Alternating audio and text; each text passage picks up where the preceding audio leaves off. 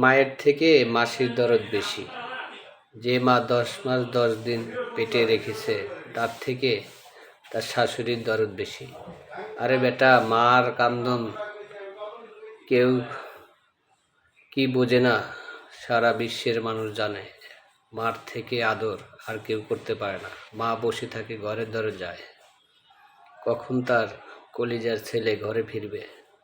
শাশুড়ি কিন্তু সেই দরদ করবে না, তোমার জন্য ঘরের দরজায় বসে থাকবে না। তাই বলছি, মাকে আদর করো।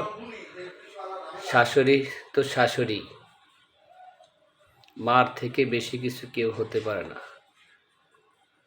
তাই বলবো, যার যার মা আছে মাকে আদর করো, মাকে ভালোবাসো।